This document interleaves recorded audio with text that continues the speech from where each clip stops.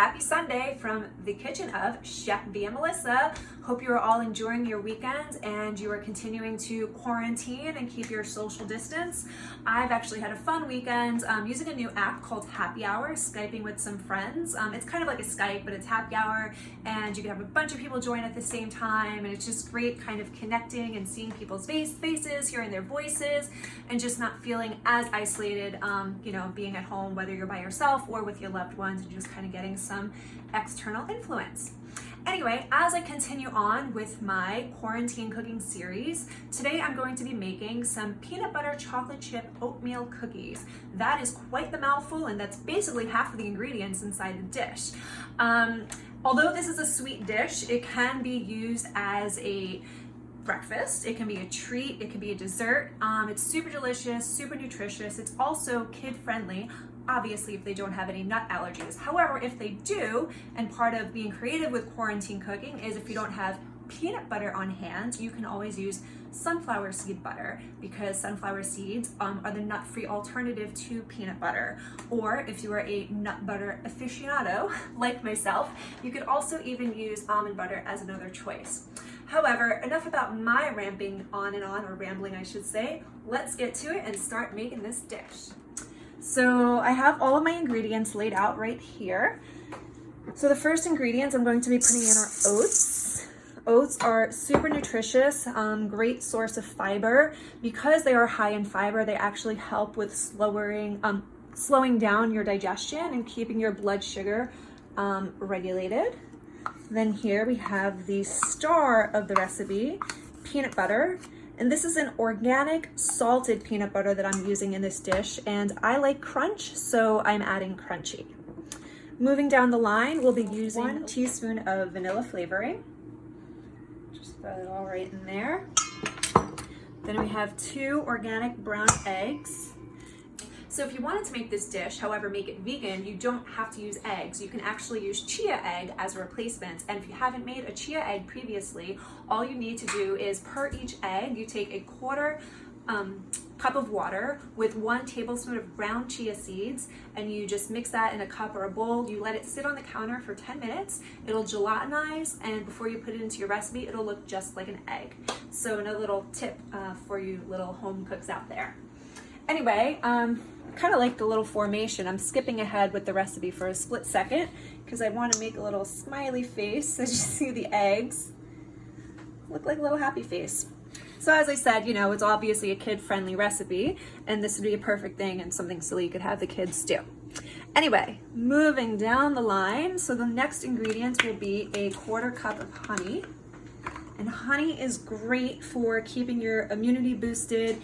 It's antifungal, antibacterial, natural sugar, super delicious, super nutritious, and definitely something that I incorporate in almost all of my baking. I almost never use regular refined sugar. I almost always use honey. And again, if you want a vegan alternative, if you don't want to use honey, you can always use date syrup. Date syrup is great because it's low glycemic. There's also maple syrup as well as agave syrup, but I would say agave being the less recommended of the 3 from my personal and professional experience.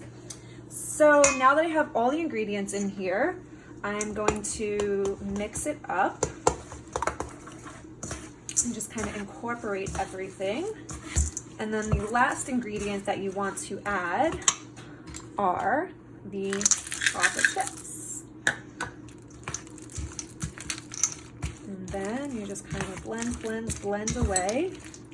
And if you happen to notice that the recipe is very wet, like this one is kind of looking right now, you're going to just want to add a little bit more oats.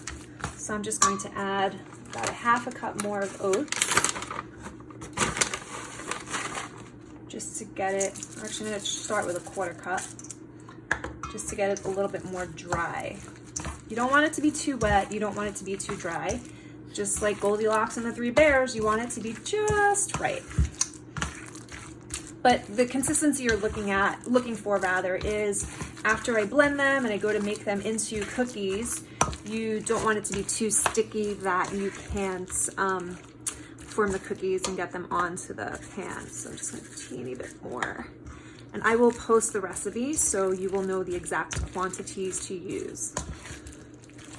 That'll be posted at the end of the segment, and then I'll also be posting it onto my website, viamelissa.com.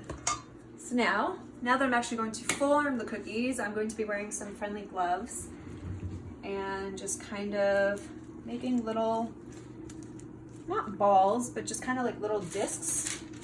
And so I'm actually putting them on parchment paper, and the parchment paper is not greased because these have so much natural good fat in them from the peanut butter. You do not need to grease these cookies, grease the paper. So I'm going to continue getting this all lined up, and then I will get them in the oven for 11 minutes, and then I will be back once my cookies are complete.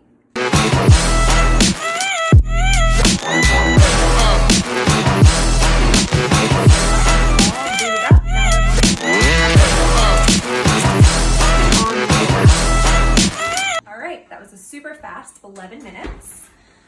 And these look beautiful. So as you can see, they're nice and firm. They're still soft when they come out, so don't be alarmed and think that they're not cooked. Then you just want to let them sit out for a good 20 to 30 minutes. They'll firm up. They're nice, ooey and gooey once they're cooled off, and they are just super delicious and super nutritious. So as you can see, start to finish, about 5 minutes for prep, 11 minutes to cook, and then it's basically 15 minutes from start to finish. Then all you have to do is just wait for them to cool, and they are all yours. I do recommend, however, that you store them in the refrigerator in an airtight container. Obviously after they're totally cooled. You can even let them sit out covered overnight, but then by the next day I always just put my goods in the fridge just to prevent them from spoiling, because there are no fillers or binders or anything in there to preserve them. It's pure, clean, natural food, so don't want to take any chances there. Anyway, I'm so happy that you tuned in today. I am Chef Via Melissa. Like I said, I will post the recipe, and you can also check it out on my website, www.viamelissa.com. And if you go to the area that says recipes or blog, that's where you can find them. Stay tuned for more from yours truly, Chef Via Melissa. Ciao!